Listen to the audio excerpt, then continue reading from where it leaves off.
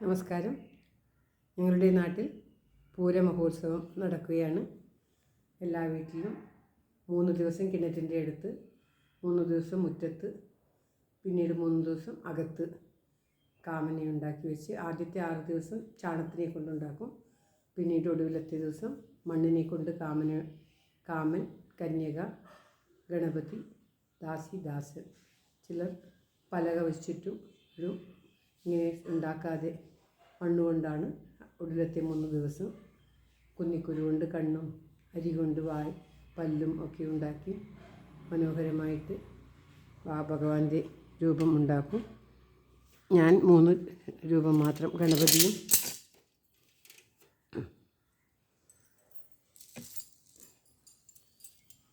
കാമനും കന്യകയും മാത്രമാണ് ഉണ്ടാക്കിയത്.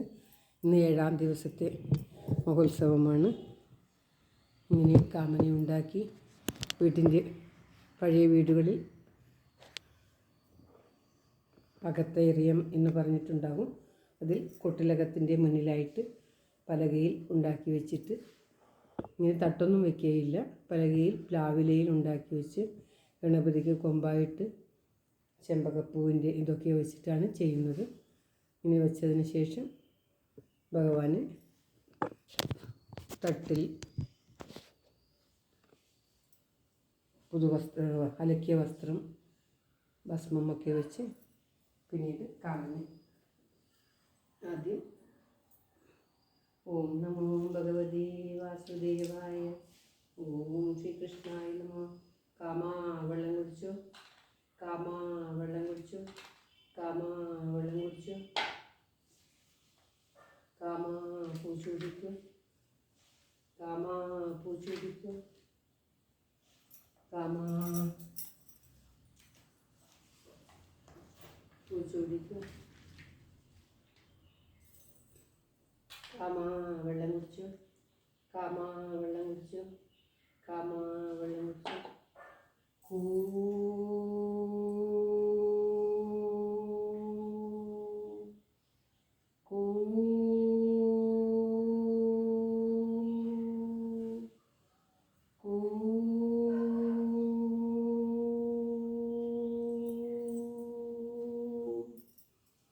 വീട്ടിലെ മുതിർന്ന ആൾ പൂവിടുന്നതിൽ മുതിർന്ന ആൾ പൂ വാരിക്കൊടുക്കും, മറ്റുള്ളവർ പൂ സമർപ്പിക്കും. അങ്ങനെയാണ് ചെയ്യുക. അതിനുശേഷം 3ാമത്തെ പ്രാവശ്യം 3 പ്രാവശ്യം പൂ കൊടുത്തിട്ട് കാമനെയും പൂ കൊടുക്കുന്ന ആളെയും പ്രദക്ഷിണം 3 പ്രാവശ്യം വെച്ചിട്ട് ആണ് പൂ സമർപ്പിക്കുക. ഇവിടെ അതിനുള്ള സൗകര്യം ചെയ്യാത്തത് കൊണ്ട് വെറുതെ സമർപ്പിക്കുകയാണ് ചെയ്തത്. എല്ലാവരുടെയും നന്മയ്ക്കായി പ്രാർത്ഥിച്ചുകൊണ്ട് കാമദേവൻ ലോക നന്മയ്ക്കായി വീണ്ടും തിരിച്ചു വരണമേ എന്ന് പ്രാർത്ഥിച്ചുകൊണ്ട് ചെയ്യുന്ന ഒരു ചടങ്ങാണിത്.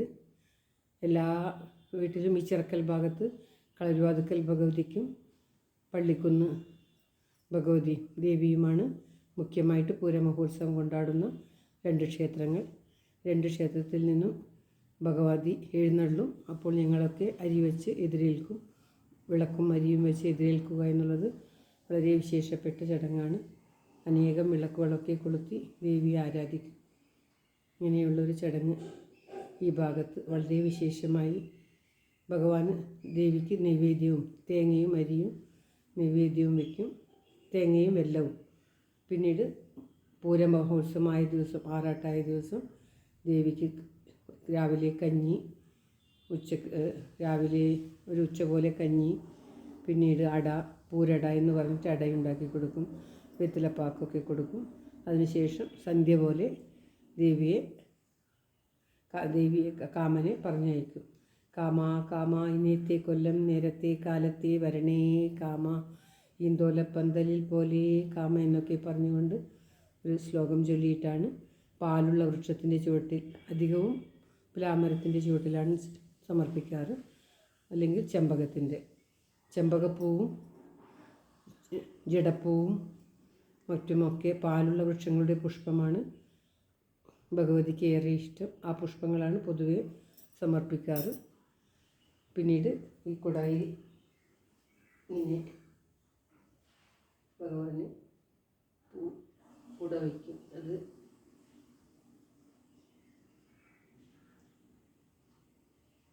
ഇത് ഈർക്കിലയിൽ കൊടുത്തുകൊണ്ടാണ് വയ്ക്കുക. ഞാൻ വളരെ സിമ്പിളായി ചെയ്യുന്നത് കൊണ്ട് ഇങ്ങനെ സമർപ്പിക്കുകയാണ്.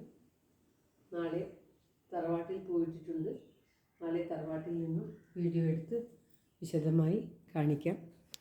തറവാട്ടിലെ പാരമ്പര്യമായി ചെയ്യുന്ന ചടങ്ങാണ്. അതുകൊണ്ട് തന്നെ തറവാട്ടിൽ വളരെ നന്നായിട്ട് എല്ലാ കാര്യവും ചെയ്യുന്നുണ്ട്. ഞാനിവിടെ ശാസ്ത്രത്തിന് ചെയ്യുകയാണ്. മുടക്കാൻ പാടില്ല എന്നുള്ള മാതിരി ചെയ്യുകയാണ്. എല്ലാവർക്കും എല്ലാവിധ ആയുരാരോഗ്യ സൗഖ്യവും നന്മയും പ്രാർത്ഥിച്ചുകൊണ്ട് ഭഗവതി എല്ലാവരെയും കടാക്ഷിക്കട്ടെ എന്ന് ആശംസിച്ചുകൊണ്ട് സമർപ്പിക്കുന്നു. ഓം തത്സത്.